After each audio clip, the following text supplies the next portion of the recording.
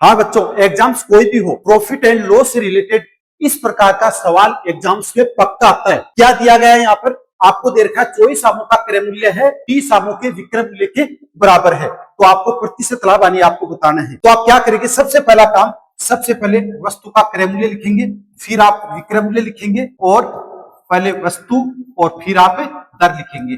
क्रय मूल्य बोले तो सीपी, और ये क्या हो गया आपके पास में?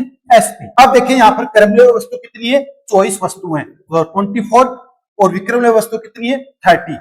दर आपको नहीं दे रखी है, यदि दे रखी होती तो वही लिखते आप, यदि आप नहीं दे रखी है तो मैंने 1 1 लिख दिया यहाँ पर। ओके, सबसे पहला काम, इनका दोनों का मल्टीप्लाई किया तो कितना है? 24। इन दोनों का मल्टीप्लाई किया कितना है? 30, तो -30 अपॉन ये जो वैल्यू आए वही वैल्यू आपको नीचे पुट करनी है, और इंटू कितना? 100।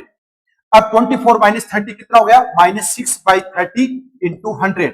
6 से मैंने कट किया इसको 5 टाइम, 5 से इसको कट किया कितना? 20, तो आया -20%। और माइनस किसको इंडिकेट कर रहा है? माइनस हानि को इंडिकेट कर रहा है, लॉस को इंडिकेट कर रहा है। यदि यहाँ पर प्लस सिंबल हो, इट मींस वहां पर प्रॉफिट हो रहा है, लाभ हो रहा है। तो यहाँ पर आंसर क्या आ गया आपके पास में? 20%। हाँ, इसी प्रकार से आपको दे रखा है एक व्यापारी 10 रुपए की 11 नारंगी के हिसाब से खरीदता है और 11 रुपए में 10 नारंगी के हिसाब से बेचता है, तो प्रतिशत लाभ यानी आपको पूछा है।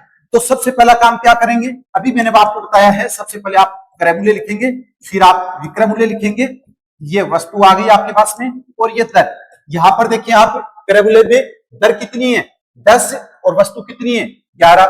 यहां पर 11 रुपए, ये 11 रुपए, और वस्तु कितनी है? 10। सबसे पहला काम मैंने क्या बताया? सबसे पहले इनका मल्टीप्लाई करेंगे, कितना आ गया? 121, माइनस इनका मल्टीप्लाई कितना? 100, अपॉन में भी क्या आएगा? यही वैल्यू, और परसेंटेज पूछा तो इंटू 100।